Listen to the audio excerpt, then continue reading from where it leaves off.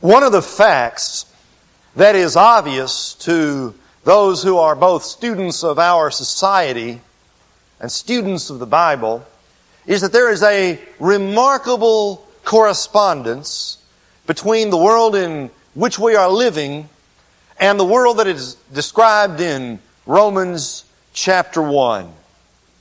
It is almost as if you could take the Bible and lay it down and take the Chicago Sun-Times and the Chicago Tribune and lay them beside the Bible.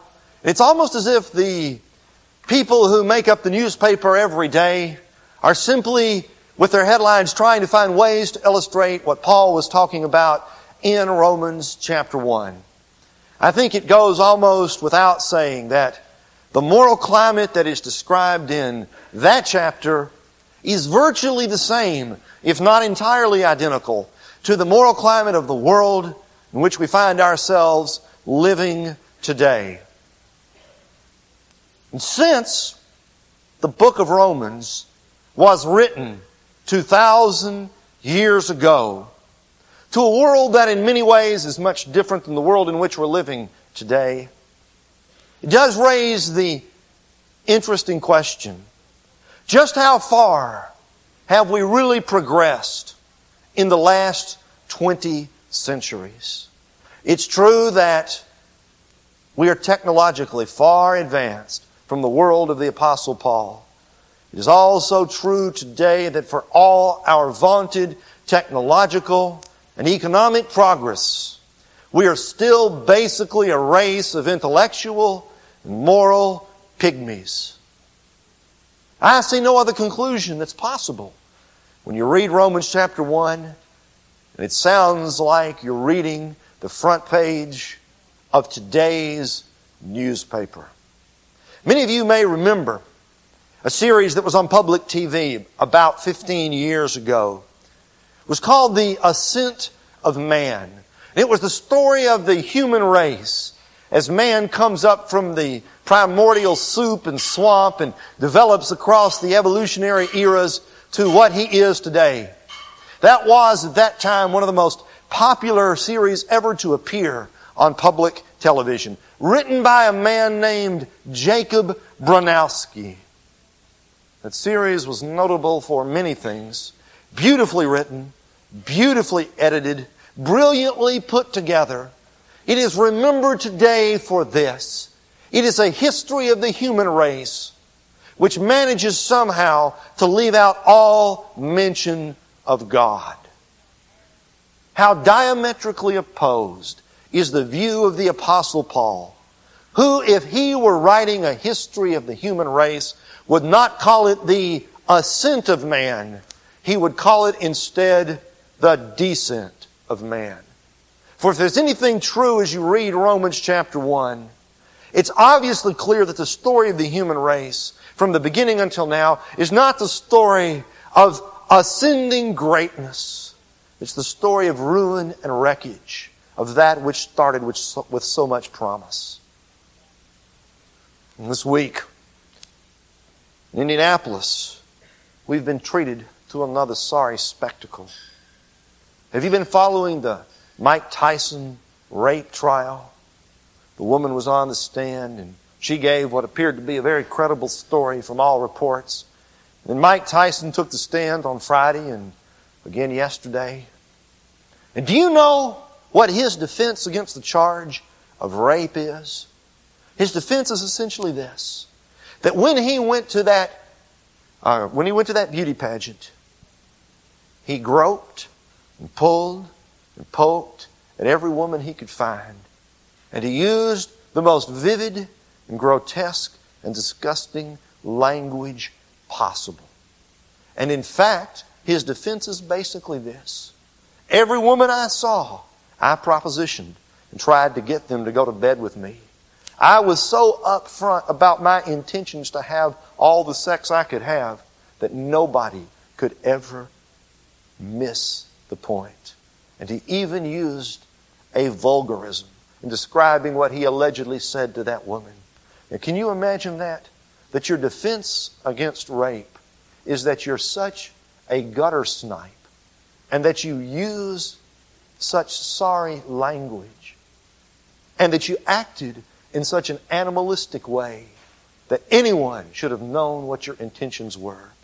Verily, Romans 1 has come true before our very eyes. Now I want to give you this morning my understanding of the last half of Romans chapter 1 so you'll know where we're going during these weeks. Last week we talked about the fact that all mankind is under the wrath of God. That's verses 18, 19, and 20 of Romans chapter 1. When you read those verses, you discover that everybody is under the wrath of God because all men and all women who come into the world have a certain knowledge of who God is. It's a knowledge that they see in creation, and it's a knowledge that gets through to them, that makes an impact on their conscience. And that's a true knowledge of God that everybody knows and everybody suppresses. And that's true of everybody inside the church and out, whether they know the Bible or not, or whether they're born in America or not, or whether they know about Jesus Christ or not, or whether they ever come to church or whether they don't. That's true of all people everywhere. And so the situation of the human race is that it is under the judgment and wrath of God, which is why the end of verse 20 says, they are, describing the whole human race, they are without excuse. Then in verses 21, 22, and 23, Paul goes on to describe how the world got in such a pickle, why the world is as messed up as it is. And then in verses 24 through 32, which we'll be looking at next Sunday morning, Paul discusses how God has responded to the way man has messed up this world. That's Romans chapter 1. Now, when you look at our verses for today, verses 21, 22, and 23, what you discover is this, that they reveal for us how the Gentiles, that's you and me, how we lost the knowledge of God. What they picture is this, that the human race in the beginning had some basic knowledge of God, but turning away from God, they ended up in idolatry. And what Paul does is he traces the 5 steps that lead from the knowledge of God down to idolatry. Step 1, step 2, step 3, step 4. When you get to step 5, you've got open idolatry everywhere. So in this passage, we're going to see the 5 fatal steps that lead from the knowledge of God to idolatry. And just know this as we begin, that what Paul is talking about in verses 21, 22, and 23 is transcultural and transgenerational. It's just as much true of Oak Park in 1992 as it was true of Rome way back 2,000 years ago. This is truth that transcends time. Truth which is true yesterday, truth which is true today, truth which will be true tomorrow. So then, step number 1 on the 5 fatal steps that lead down to idolatry. Step number 1 is this: practical indifference to known truth. Paul begins by saying, for although they knew God. It is impossible this morning for me to overemphasize the importance of that phrase, they knew God. When he says they, he's talking about the whole human race. He's talking about the Gentiles of Greece and of Rome, and he's talking about all the people of the first century. But not only that, he's talking about everybody who's ever lived anywhere on the face of the earth since then. And he's talking about everybody who lives on the earth now. They knew God. We could change that and say, we knew God, you knew God, and I knew God. Your friends knew God. Your next door neighbor knew God. Your boss knew God. Your uncle knew God. Your aunt knew God. Your grandfather knew God. Everybody you've ever known knew God. That is a blanket statement that covers the entire human race. And what Paul is doing is pounding home the point that nobody can ever stand up before God and say, oh God, I didn't know that you existed. Because God will not accept that excuse. Because everybody, at least in creation, has that much knowledge that there is a God. Which is why verse 18 says that the wrath of God is revealed from heaven against all unrighteousness and the wickedness of men who do what? Who suppress or who hold down the truth. What Paul is telling us is that the human race, all of us individually are culpable, morally culpable before God, because although we knew God, we suppressed the truth about God that we knew. And he points out 2 specific things that people do. He says, number 1, they neither glorified Him as God. That is, although they knew there was a God, they didn't give Him the glory that was due His name, nor gave thanks to Him. That is, they didn't even render gratitude to God for all the blessings that they had experienced. And what he's saying is this, that creation renders every man guilty, because everybody looks at creation And they know that there is a God. And the proper response to knowing that there is a God who created a world like this is to worship Him, is to glorify Him, is to give Him thanks. And what he's saying is they didn't even care enough to do that. And all you good Presbyterians, what's the first question in the Westminster Shorter Catechism? You know what it is. What is the chief end of man? To what? To glorify God and to enjoy Him forever. And that is the basic sin of the human race. To know God and not to glorify Him. To know God and not to thank Him. To know God and not to worship Him. And so what Paul is saying is something that's very important. That the first step to idolatry is basically a small one. It's a very small one. It's to be aware of God and all His blessings and to live indifferently to those blessings. It's to be indifferent to the spiritual truth that God has revealed to you. And you say, why is that so bad? Because truth always requires a response. You see, God never reveals His truth so you can just put it up in your mind and know theology and eschatology and bibliology and Christology and all the other ologies that they study in theological seminary. God doesn't give you knowledge just so you can put it up in your mind. Truth requires a response. And every time you learn truth, it either moves you toward God or it moves you away from God according as how you respond. What Paul is telling us is that the whole human race then took a step toward idolatry simply by being indifferent to the truth which was revealed to them. They rebelled against God by doing nothing about the truth.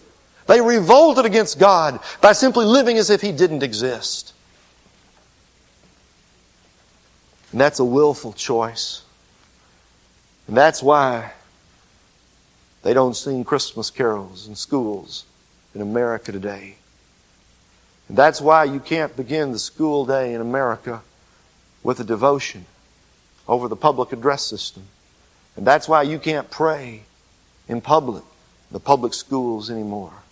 And that's why God has been slowly leached out of American life. Because we have done in America exactly what Paul is talking about here. Though we knew God, we have not glorified Him as God. As a nation, we have not given thanks to Him. We have been totally indifferent to all His blessings. We have taken the first step that Paul talks about here. But what is true of a nation is true of you and me. That the first step to idolatry is not a big one. It's a small one. It's one you can commit every Sunday. It's one you can commit today. All you have to do is just come to church and hum through the songs and sleep through the prayers and sleep through the sermon and just go out and forget about it. That's a step toward idolatry.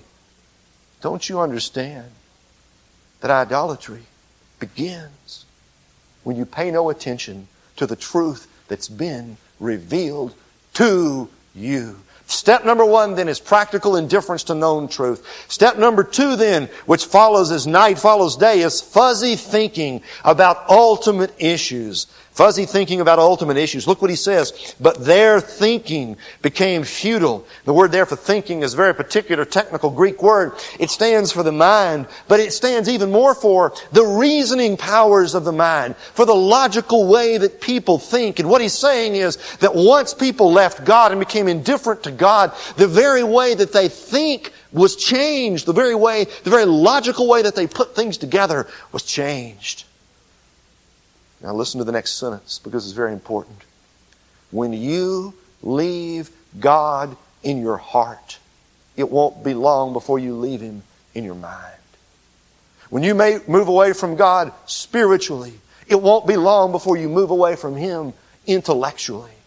And what he's talking about here is the fact that people who've turned away from God, although they can't stop thinking about God, that's the amazing thing. People who don't know God can't stop thinking about Him. They're unable now to come to the right conclusions about Him because their minds, their mental process spiritually has become messed up.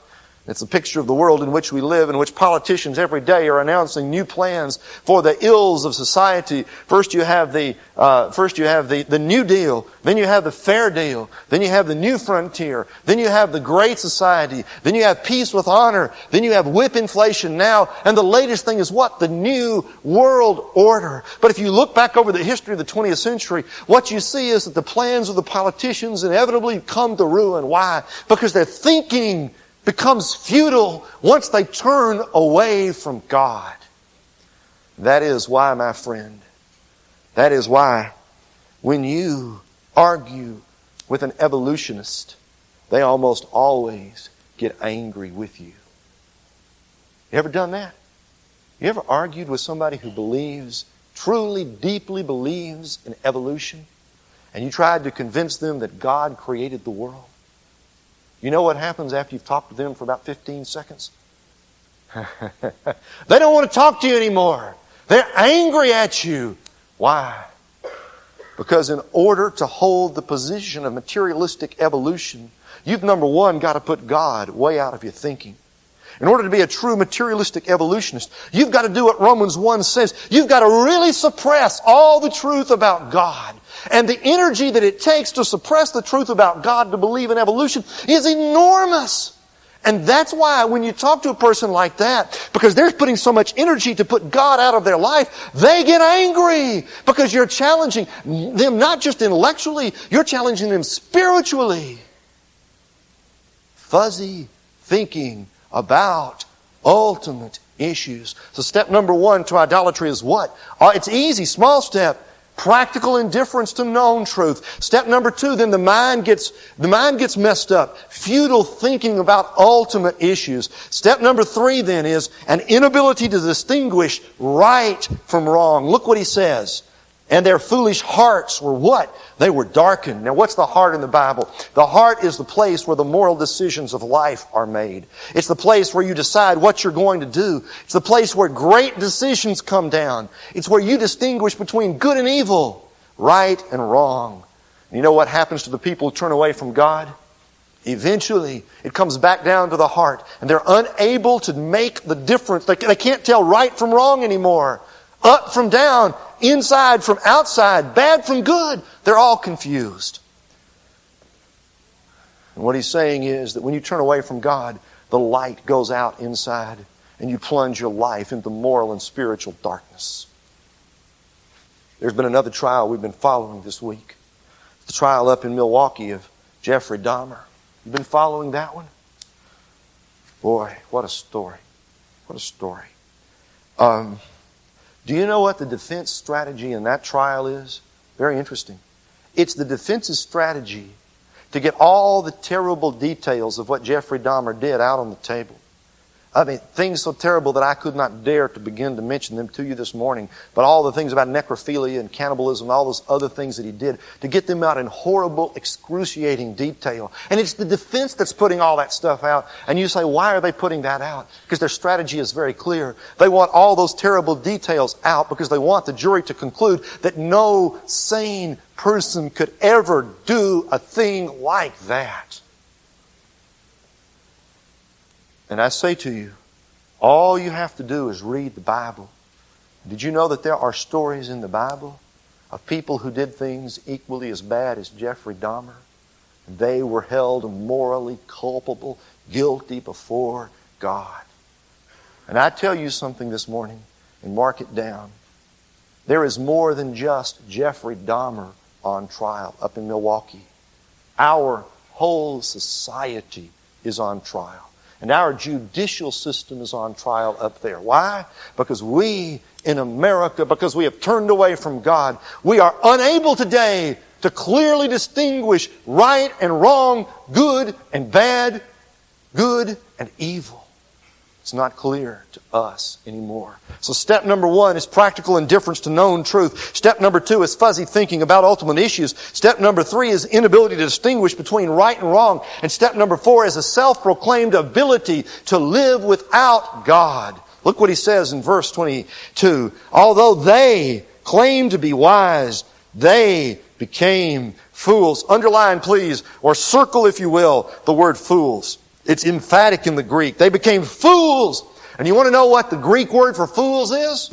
Moron. That's the Greek word, moron. That the people who turned away from God became morons.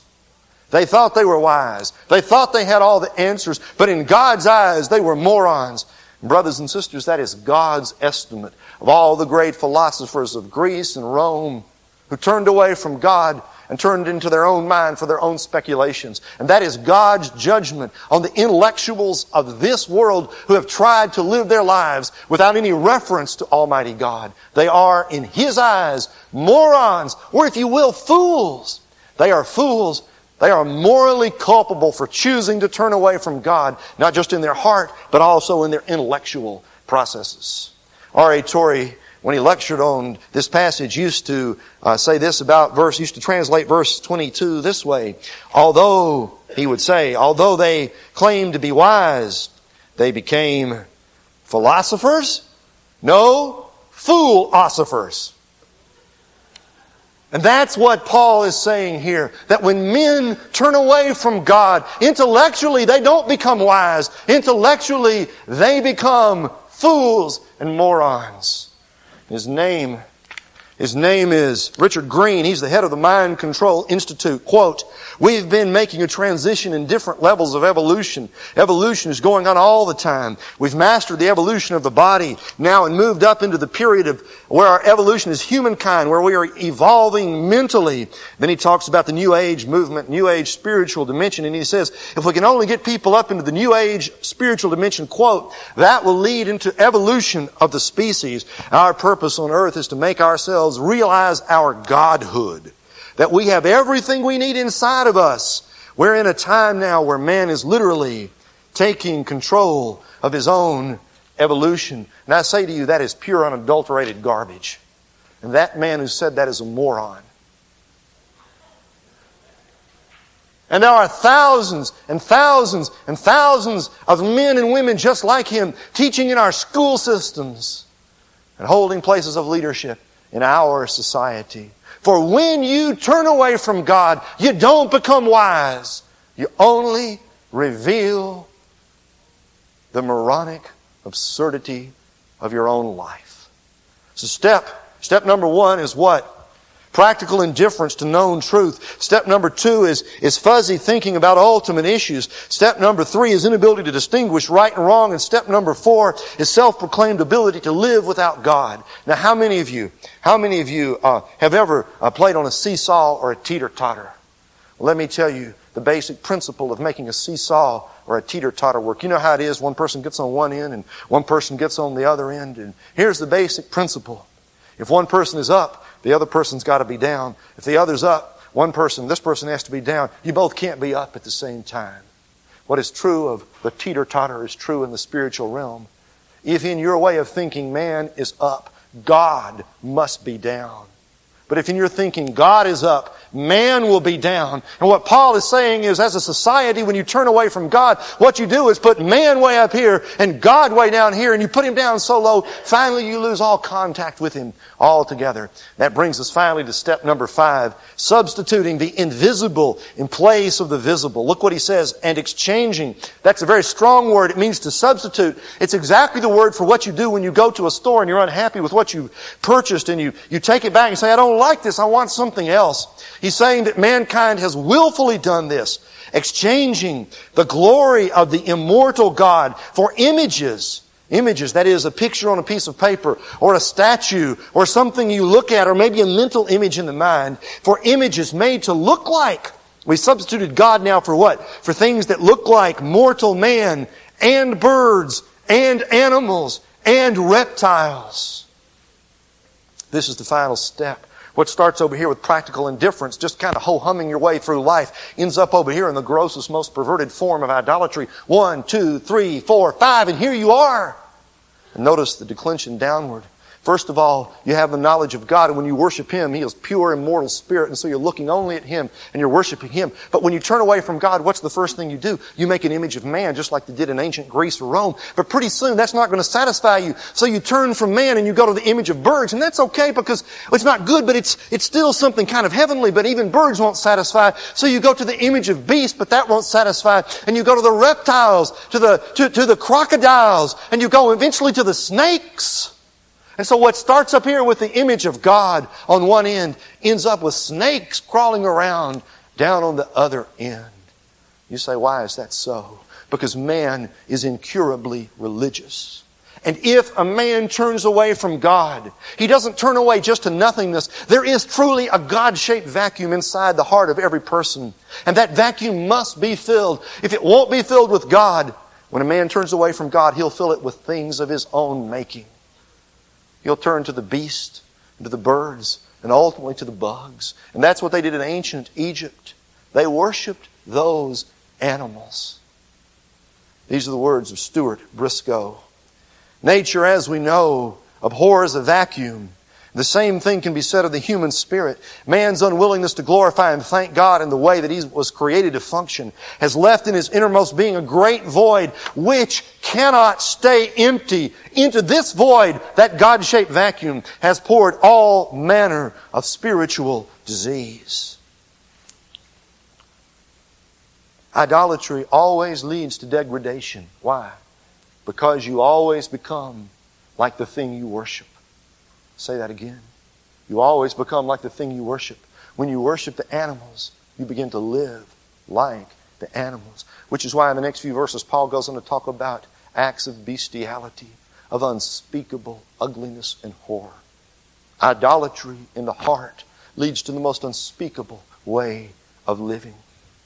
And what I want to say to you is this, that what starts over here so simply and so innocently ends up over here in something that is incredibly terrible. What starts over here with practical indifference to known truth, the fact that you just don't pay attention to the things you know and you're not grateful to God and you don't glorify God, well, pretty soon that fuzzies up the thinking and pretty soon you're morally blind and then you think you've got all the answers and you've lost God altogether. And so what do? You fill the void within with something else besides God.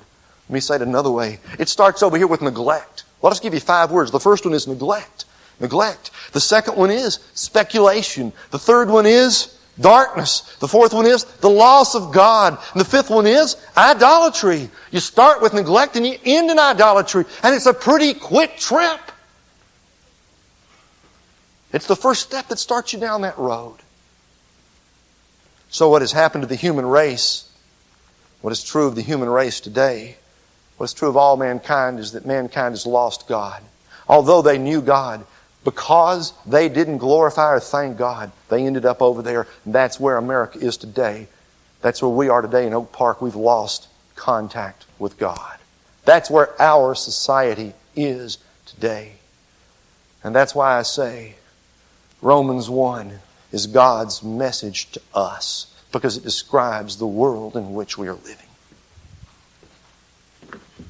And do you know what my major problem in preaching this sermon is? It's this. We know that what I've just said does not apply to us. If there's anything we're sure about this morning, what I've been talking about has nothing to do with those of us who are inside these hallowed sacred walls. Because after all, we couldn't be idolaters, right? Because we're in church, right? Because we're singing the hymns, right? Because we're listening to a sermon, right? I mean, this applies to those people out there. Couldn't apply to us, right? Wrong. Not. Stuart Briscoe again. The root of the problem is in man's utterly arrogant preoccupation with himself. Tourists from all over the world have viewed the wonders of ancient Rome, Greece, and Egypt without realizing that much of the magnificence was man's tribute to himself and an insult to God. Boy, that's a powerful statement. We should never forget that many of the statues that grace our museums, pleasing our aesthetic senses and sparking our curiosity, many of those statues provoke God to wrath. Not provoked past, provoke present. Neither should we overlook the fact that ancient idolatry is alive and well in the modern world. The article on idolatry in the Zondervan Encyclopedia of the Bible lists some of the better-known gods of the Mesopotamian pantheon. Ishtar, goddess of love; Nabu, patron of science and learning; Nergal, the god of war and hunting. Today, we sit in Ishtar Cinema, study in Nabu University, and yell our heads off in Nergal's stadium. Modern places and attitudes of worship.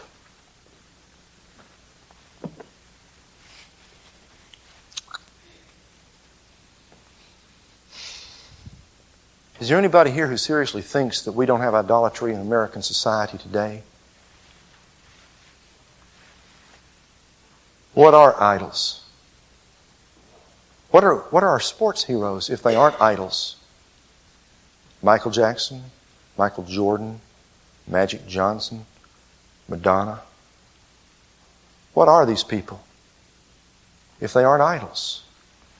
And the sad thing is they're just dying men and women that we've lifted up as embodying certain values that give significance to us personally.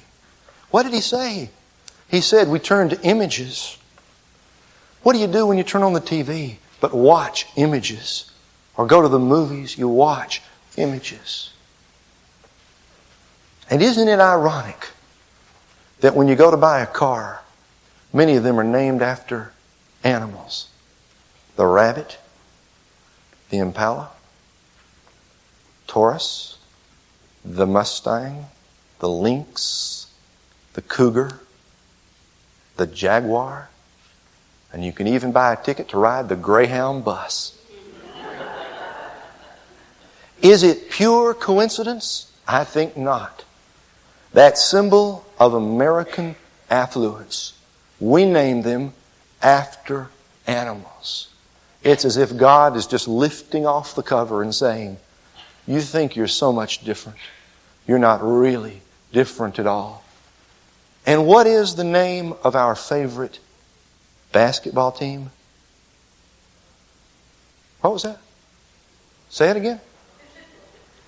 The Bulls. And our favorite football team, the Bears. The Eagles. The Lions. The Rams. The Longhorns. The Huskies. And I am not alone, and I'm far from the first to make the obvious point that what happens in America on Sunday afternoon is far more than a sporting event. It's a secular act of worship. And uncounted millions of people get their whole significance in life from how their team did on Friday night or Saturday afternoon or Sunday afternoon. What is an idol? An idol is not simply something that you make of wood or stone or gold or silver and you put on a table and you look at it. We're way beyond that. An idol is anything besides God. Anything in your life besides God that you look to for ultimate meaning or significance. It's anything by God that you look to by which you measure your personal success and meaning in life. And in that sense, money is an idol for many people. In that sense, success is an idol for many people. In that sense, a new house is an idol for many people. In that sense, a new car is an idol for many people. In that sense, an educational degree is an idol for many people.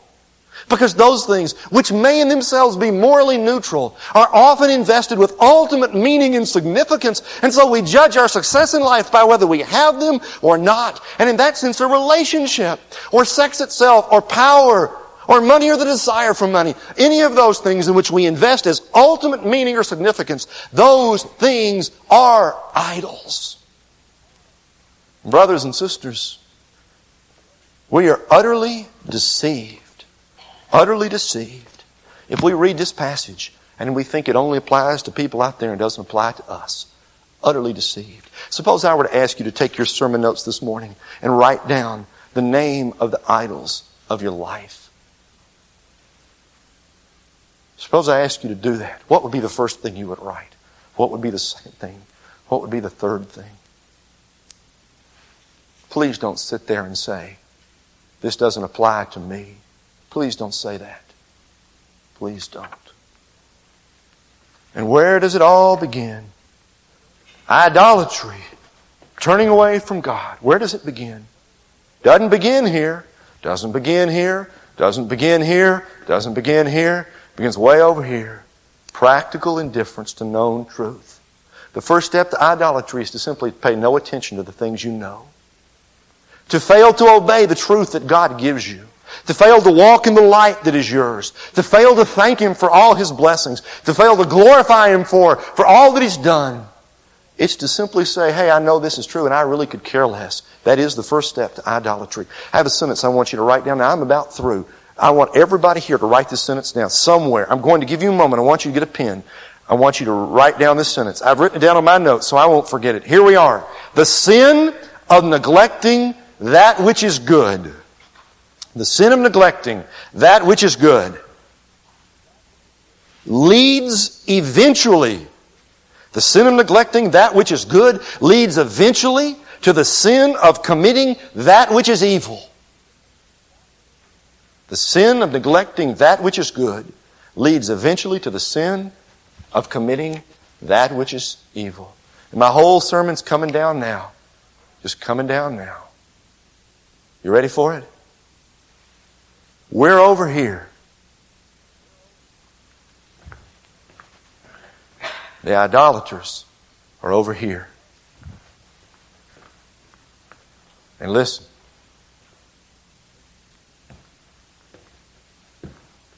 It's not far. It's not far. It's not far. And what's your excuse for neglecting to do what you know you ought to do? For being indifferent to the truth that God has shown you?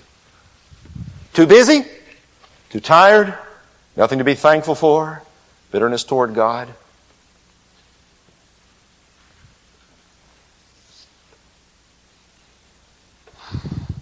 And the gospel is this, that Jesus Christ came to save sinners and idolaters. And He came to cleanse us from the unrighteousness of looking to anything else other than Jesus alone. And I call you, and I call myself, back to a wholehearted allegiance to Jesus Christ as Savior and as Lord, looking to Him alone, for meaning and significance. And if you don't pay attention to what I have said, what has happened to so many nations, countries, races, and other people may eventually happen to you. Oh God, take these words and both educate and, where necessary, lacerate. Open us up to see the places where we are holding idols within. May we, by God's grace, throw them down and look only to Jesus, our risen Savior, in whose name we pray. Amen.